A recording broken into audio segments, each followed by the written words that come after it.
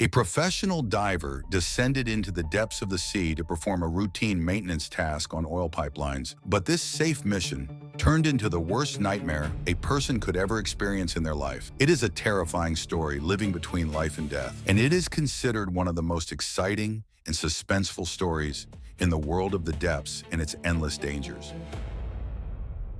The events of the story take place in the North Sea, located in the upper part of the European continent and surrounded by several countries, spearheaded by Britain. This sea is full of offshore gas and oil platforms operating around the clock, and beneath the surface of the water lies a vast world of branching pipelines extending over distances reaching thousands of kilometers to deliver oil and gas. These infrastructures require continuous and periodic maintenance, and here comes the role of saturation divers, who are an elite group of divers who descend to the abyssal depths to perform welding, cutting, and replacement work. It is a job of extreme danger and difficulty, but its salaries are very high. The vessel used for this mission is named Topaz, a support ship dedicated to saturation diving, construction, and underwater maintenance purposes. Its crew numbers 127 people, including 12 saturation divers. One of the most prominent characters in the story is Chris Lemons, a young diver who loves documenting his daily life with a camera because he was engaged and preparing to get married soon and build his new home, sending his videos to his fiancée Morag to stay in touch. On September 18, 2012, the Topaz set sail from the port of Aberdeen in Scotland towards an oil platform in the North Sea to carry out its necessary maintenance. The diving supervisor, Craig Frederick, divides the divers into teams, with each team consisting of 3 people. The reserve diver, team leader, Duncan Cook, who is Chris's father and spiritual mentor. The first diver, David Uwasa, an experienced diver with years in the field, known for his cold personality and performing his job without emotions, almost like a robot. The second diver, Chris Lemons, the least experienced on the team.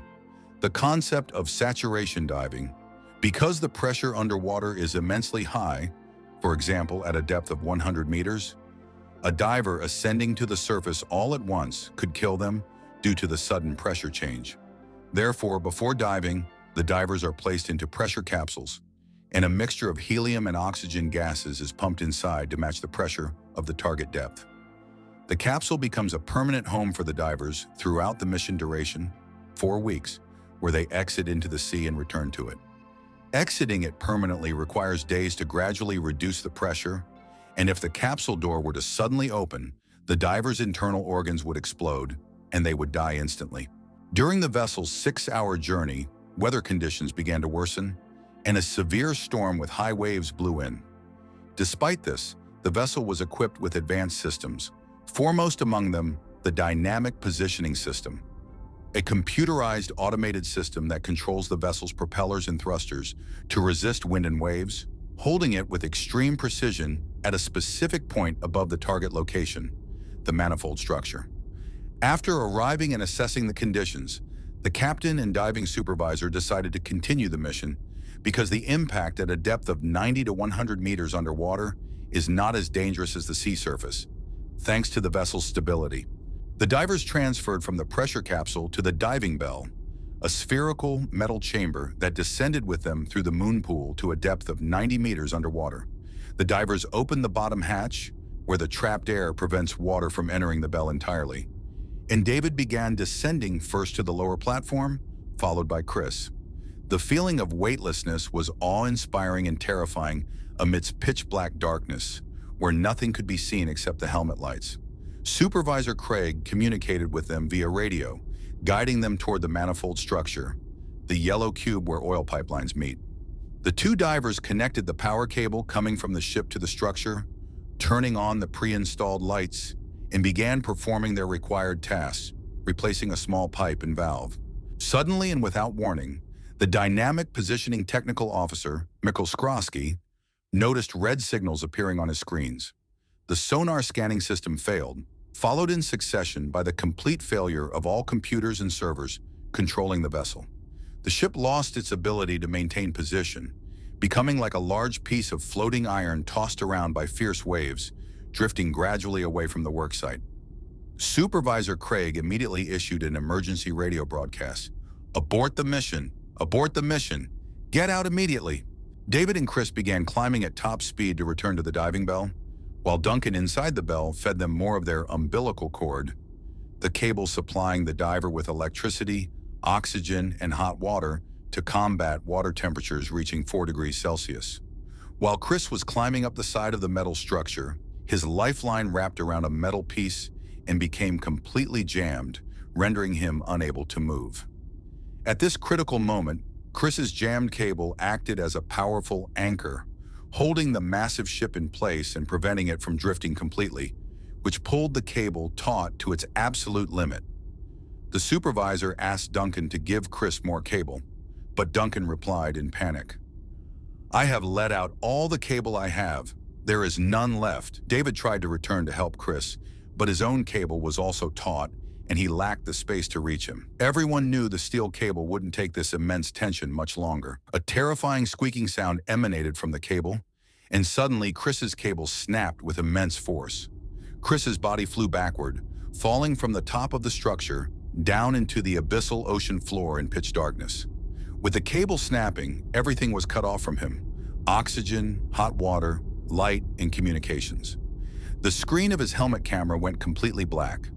As for David, he managed with precise calculation to complete his climb and reach the diving bell with Duncan, trembling with fear and dread over his comrade's fate. At the same time, Duncan was shutting off the oxygen and water valves for Chris's severed line while grappling internally with deep grief and a heavy heart.